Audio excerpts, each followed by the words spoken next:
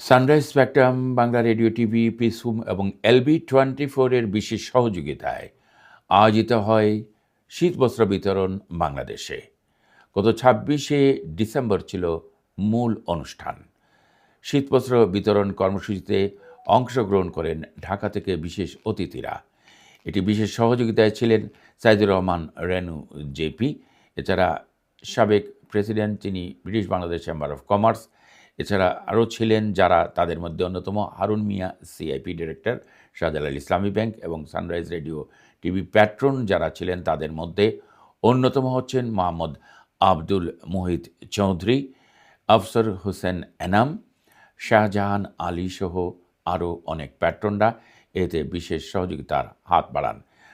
বাংলাদেশ সেন্টারের general secretary Delwar Hossain অতি সম্প্রতি সানরাইজ পিসুমের প্যাট্রন হয়েছেন। শুরুতে পবিত্র কোরআন তেলাওয়াত করেন জসিমউদ্দিন পিপলু। হার্ট ফাউন্ডেশন শিক্ষা কমিটির রিলিজিয়াস সেক্রেটারি পলাশ গ্রুপের চেয়ারম্যান শেখ ফারুক আহমেদ দোয়া পরিচালনা করেন। মেডিকেল চিকিৎসায় উপস্থিত ছিলেন হার্ট ফাউন্ডেশন হসপিটাল সিলেটের ডাক্তার, হৃদয় ভৌমিক নার্স শামীম আহমেদ। মেডিকেল চিকিৎসা সেবায় বিশেষ অতিথি হিসেবে উপস্থিত ছিলেন বিশিষ্ট সঙ্গীত শিল্পী, শমশেরনগর হসপিটালের পরিচালনা কমিটির প্রেসিডেন্ট সেলিম চৌধুরী। এছাড়া পরিচালনা করেন জিল্লুর রহমান শিলু। প্রধান অতিথি ছিলেন বিডিআরের তৎকালীন মহাপরিচালক মেজর জেনারেল আজিজুর রহমান বীর উত্তম। বিশেষ অতিথি ছিলেন সিলেট প্রেস ক্লাবের সাবেক president Iqbal Siddiqui, heart foundation Sylhet হসপিটালের জয়েন্ট সেক্রেটারি, পুণ্যভূমি সম্পাদক আবু তালেব মুরাদ, বিশিষ্ট সমাজসেবী চৌধুরী আতাউর রহমান আজাদ, নবীগঞ্জ এনায়েত খান মহিলা কলেজের প্রতিষ্ঠাতা, খাদিজাতুল কুবরা মহিলা মাদ্রাসার সভাপতি, নবীগঞ্জ এডুকেশন ট্রাস্ট ইউকের সভাপতি এনায়েত খান, যুক্তরাজ্য কুয়ারপাড় অ্যাসোসিয়েশনের প্রেসিডেন্ট বিশিষ্ট ক্রীড়াবিদ ফখরুল ইসলাম, জহির তাহির উচ্চ বিদ্যালয় পরিচালনা কমিটির সদস্য শমশের সিরাজ সোহেল।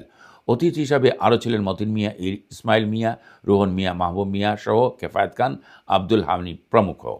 মিসবাহ জামালকে আমার অনেক ধন্যবাদ। এখানে না আসলে আমি বুঝতাম না এত প্রত্যন্ত অঞ্চলে উনি যে এই জনহিতকর কার্য করে যাচ্ছে। অনেকে বলে, অনেকে লিখে, কিন্তু আমি নিজে যেটা দেখলাম, বলা লেখার অপেক্ষা রাখে না। Saying is believing. আমি বিশ্বাস করলাম, দেখলাম যে উনি সত্যি এলাকাতে কত দরিদ্র লোকদের ভিতরে চিকিৎসা সামগ্রী বিতরণ করছেন। আমি চেষ্টা করবো আমার তরফ থেকে, মিসবাহ জামাল সাহেব যদি আপত্তি না থাকে, আমি আমার সামান্য একটা কিছু ওনার সাথে আমি দিয়ে এই চিকিৎসার সাথে যাতে আমিও জড়িত হতে পারি। আমি অবসরপ্রাপ্ত, আমি কোনোদিন ব্যবসা করিনি, কিছু করিনি।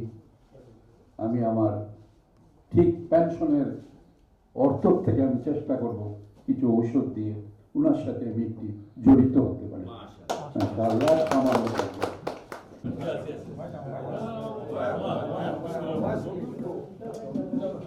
মাননীয় বিশেষ অতিথি জনাব ইকবাল সিদ্দিকী মহোদয়ের কাছ থেকে শীতবস্ত্র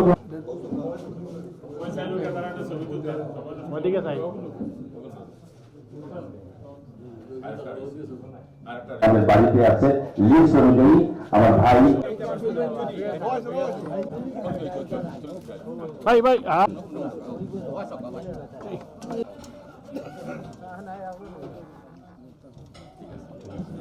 কথা হয়ে থাকে। আজকে অনুষ্ঠানের সভাপতি জনাব মিসবাহ জামাল, অনুষ্ঠানের প্রধান অতিথি, যার কথা না বললেই নয়, যিনি এই উপজেলার কৃতি সন্তান এবং বীর মুক্তিযোদ্ধা, যিনি দুই দেহ এক আত্মা।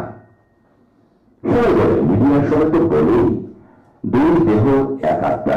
আমি তাদের মরাজি থেকে সিলেট প্রেস ক্লাবের তাকে অনেক ধন্যবাদ। Thank you very much. আপনারা আমাদের এই আমন্ত্রণে, এই ছোট্ট অনুষ্ঠানে উপস্থিত হয়েছেন, আমাদেরকে কৃতার্থ করেছেন। আমরা মনে করি আমাদের এই সামাজিক যে কার্যক্রম, এই কার্যক্রম পরিচালনায় আপনাদের এই অংশগ্রহণ ফলশ্রুতিতে আজকের এই অনুষ্ঠানে আয়োজন করছেন।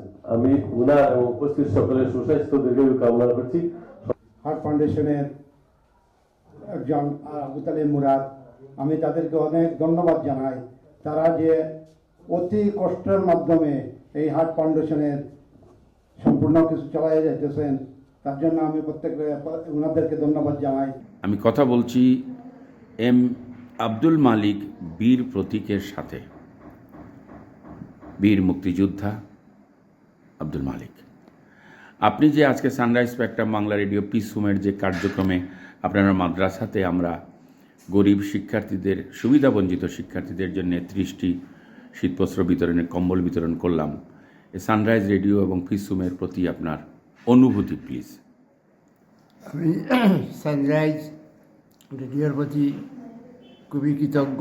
উনি যে এত বাচ্চাদেরকে, গরিব বাচ্চাদেরকে যে কম্বল বিতরণ করে যে সওয়াব অর্জন করেছেন, এতে আমি অতি প্রফুল্ল এবং অতি খুশি, এবং ভবিষ্যতেও আশা করব যে ওনারা সবসময় এই বাচ্চাদেরকে সাহায্য সহায়তা করে দিয়ে যান। এইটাই আমি প্রত্যাশা করি ওনাদের উপর।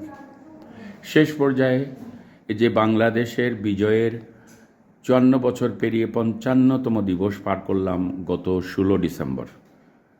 আপনি বাংলাদেশের একজন সূর্য সন্তান হিসেবে, বীর মুক্তিযোদ্ধা হিসেবে খুবই সংক্ষেপে আপনার 55 বছর পরের একটু অনুভূতি।